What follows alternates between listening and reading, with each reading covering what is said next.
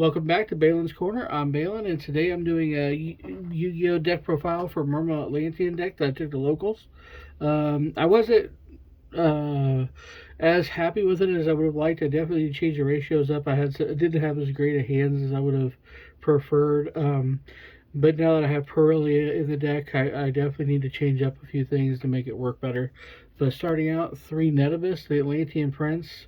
The one card starter is the best card in the deck for many reasons, and it's just a must have. You have to have it to start off any game. And then 3 Dragoons. It's hard to pick. I mean, Prince is probably the best card, but there's a lot of cards in here that could be just equally as good.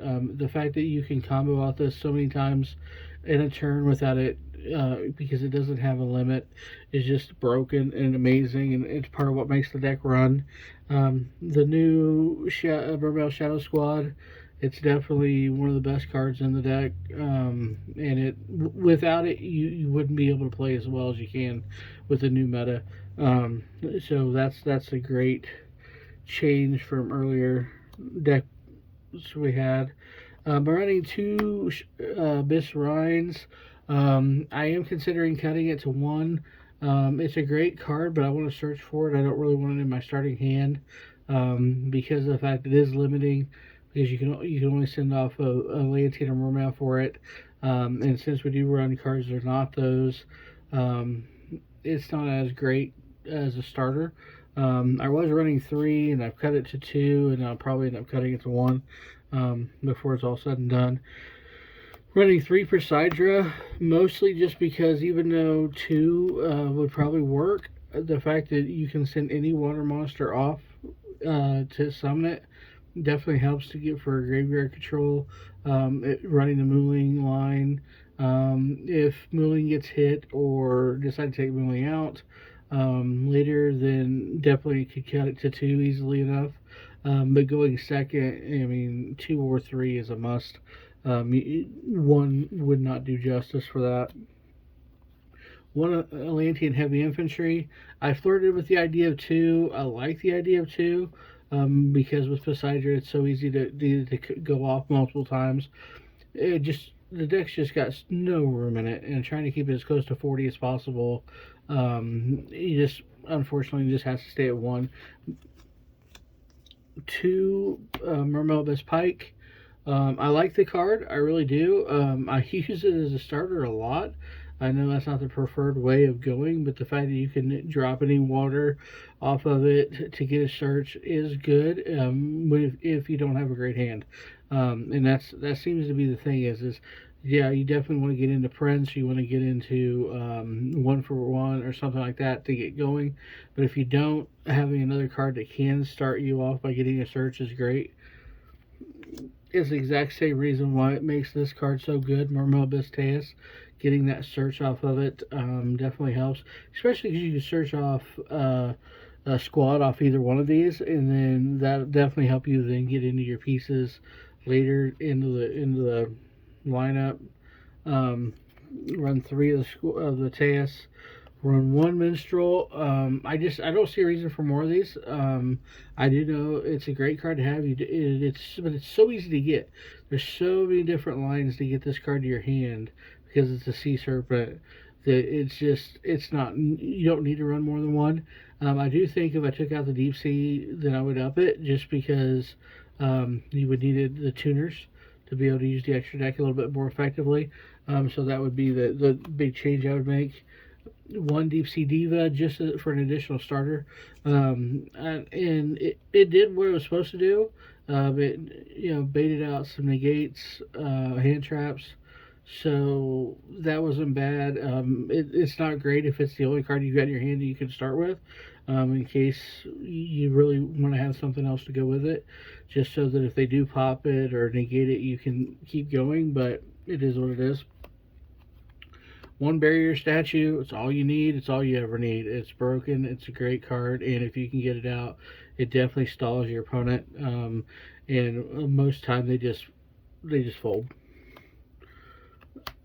Deep Sea King, it's a great card. It's easy to get out, but for some reason I draw it constantly. I don't understand how one card in the deck seems to always end up in my starting hand, but it does. Too bad it gave me an Ash or something instead. But it it's not a bad card. With the Abyss Trite, it's easy to dump it in the graveyard, bring it back with Trite, and then combo off of it. So it's not bad that it starts in your hand. I'm not running the Abyss Keeper.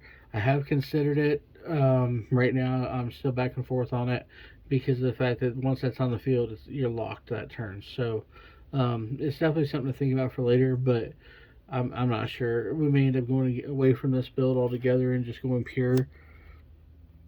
And a little bit different than most people, I'm running not just the baby croc, but the fishboard harpooner. I like both because of the extra, because of the fact that depending on if I draw too many of the other cards, of the other fish monster, the Mermail Pike, I want something else in my hand that can do something. And being able to use either way to go into deep sea prima donna to get out barrier statue works because I can use squad with a harpooner, or I can use pike or dragoons with the baby croc. So either way, it's an easy way to get into barrier statue, and so I like having both. And the fact that harpooner can help sometimes summon out something that you wouldn't be able to summon out otherwise to get into your board. Is one reason why I like the card so much. One Ice Jade ran. I have considered upping this if I go more pure, just because having another card that you can get into a Lancia build if I decide to go that route, or even into the Ice Jade level 10 is great. Also, the fact that you can play this card, drop your extenders to be able to then search for stuff is great. One is great. It works great at one, but if I decide to go more pure, I might up it to 2 or 3 just because of the ability to send something to the grave is a great one. Mooling, I'm not happy with this card. Yeah, it's great. Pull 2 cards out of their hand. Don't get me wrong, but you have to devote so much of your beginning line to get there to control your graveyard. Make sure you don't go over 5, which I always seem to have issues with. I'm either stuck at 4 or I'm stuck at 6. Because of the what you drew in your hand. Obviously, if you get the bad, is it a perfect hand? You're going to get into it, and it's not going to be bad. And your opponent's 90% of the time just going to scoop. But it's a matter of, is it going to get hit on the ban list? Is it going to, the fact that you can't really play it otherwise, to make sure that you control that graveyard to begin with. If anything interrupts you, now you've just got a break in your hand. And the fact that it's a huge break to draw. Is trying to get away from bricks in the drawing hand is very important.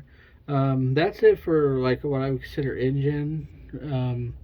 Now I'm into my hand traps, kaiju, Yamasil. I'm only playing one. I did have 2 in the last build that I did, but I'm just trying to stay close to 40. I think 1's plenty. I'm not sure, and I think I will keep it, even though I've gone back and forth, unless I get the other Charmy, just because of the fact that sometimes being able to just do something when they literally have you blocked with their negates is just a great combo. I finally got all 3 of my Macharmy. Perilias, thank you to Corey and Trey. They hooked me up yesterday. That was great. So definitely I can start playing this more. I only really got 1 draw off of one of them. Unfortunately, I didn't really draw them, but it was fun. I did play Rizel, and he had full the other one. I can't pronounce it, Fulos or something like that. But I gave him 8 draws off of that because I just said the heck with it and played out and set up my field. And even though he was playing Rizel and he had 8 draws, he couldn't break my board. I had too many negates, which was just great. So, but I'm glad to finally have it. 3 Ash, it's a cornerstone of the game right now. You have to have Ash. You have to be able to play it when you need it. Kind of the same idea. 3 Imperm, you got to have it. There's no real reason not to play it. One called by, This card, I love it and hate it. I wish it was at 3, but not being at 3, it makes it hard to even want to play it. And if I need some room in, if I get something else, or decide to go another way, it would be definitely be one of the ones that would be on the chopping block. And then into the spells, the only 2 spells I'm running is 1 for 1. Obviously, an extra starter, an extra Prince, and then Triana. I don't think that's a card you can cut. Triana is so great at, especially if you've got a lackluster board, being able to keep something on the board after they want to just pop it, especially with detonator, being able to keep it going so that you can hopefully get in something. In the fact that it helps with recursion, being able to reset your deck a little bit, especially your extra deck, because you go through so many cards so quick, is great. But that's the main deck. It's 41 cards. I like staying between 40 and 42. I really don't want to go over that. I find myself breaking too much when I go over that. But into the extra deck, I am playing the Atlantis. I don't know. I like this card, I do, but I think I'm gonna cut it. There's no room in the extra deck for anything, and it's one of those cards that it could go with Poseidra being able to return 3, and the fact that if you can't go into Grow an Enemy before you get to it, you're not going to lock them out anyway. And I play against several water decks in my locals, so it doesn't really help as much as I would have liked. So I think I would probably end up cutting it. An Enemy is just amazing. It's a great card, a great extender. Of course, I play the Netibus, the Mermail King Netibus, and the Mermail Alatia. They're both just, you have to have them. And anytime you can get a board with Mermail King on the board with Alatia under it, you're gonna almost be guaranteed to get into Poseidra, and that's gonna win you the game 9 times out of 10. Of course, the 2 Bahamut Shark Toad. I am trying to prep myself for Toad. I expect it to get limited, or banned outright, so I am trying to prep myself for my next build. I will probably cut it to 1 of each, only because I don't want to rely on it. I don't want to get to the point where that's the only line I have, because that's kind of the way it is now, is you're always wanting to go double Toad. But the problem is if they mess with it at all, and with Nationals, just a couple months away, I want to make sure that we have something that can work. Abyss Dweller. I am considering if this gets banned, I will probably bring back the Virtue Dragon instead, or even Stealth Kraken. I like both cards, just because of the fact that it's a great card. It's a must-have in the deck, but if it gets banned, what are we going to install in place of it? Then of course the main 3: Poseidra, Gaios, Trite. I've even considered going into playing 2 Trites, because the card is so amazing. Getting level 7s out is so easy with this deck, and then that being able to bring a card back from the graveyard just by summoning it is just great. I love being able to do that. It extends out to play so well. Within the Ice Jade, Agarine, it's a great card. It's broke. I mean, it's an amazing card to have on the field. Trish, because of Poseidra, it's an easy make.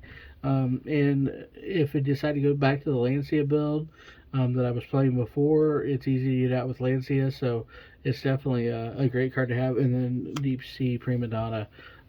It's just an amazing card, and being able to Deep Sea Minstrel, Deep Sea Prima Donna, and then bring out Barrier Statue is just such a broken ability. A lot of the local players hate it. And then in my side deck, I do play Atlantean Marksman. I do have it in there because I do play a lot of decks that have back row sets, so being able to pop those is definitely helpful, because I am playing the Lancia in my side deck. Of course, Generaio and Lancia. Gotta have those. And I am definitely considering putting it back in the main deck because it's just broken. I love that card. 3 Lancias, in case you run into Malice or something like that. Joe and Lockbird, especially when Corey wants to raise Risals. I seem to double troll him constantly. It makes him want to cry. I love it. my Ghost, Sister, Spooky Dogwood, only for those long games when you just are going to time out, which seems to happen a lot because this deck's so combo heavy, and you're going against a lot of the other decks in the meta that have a lot of combo. It's very, very reasonable that you're going to time out. So having that there to help you get the points so you can win is a must-have. Two lightning storms and one Harper's feather duster. I think it's a staple. It has to be in the side deck. It's a great, yeah. It's the number one thing that I side in most games. I've even found myself wishing it was just in the main deck. But it's great cards. And then number four, Stealth Kraken and my Changing. Number four, specific reason mostly is just to for those decks that I need to time out and do some damage so I can win. And then of course Changing in case you're running a Malice.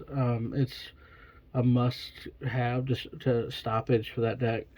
But I hope you like the deck list. It's definitely not perfect. I'm going to have to change out several ratios and change out some things. And I'm hopefully going to get working on that immediately and try to get something else out soon. Have a good one.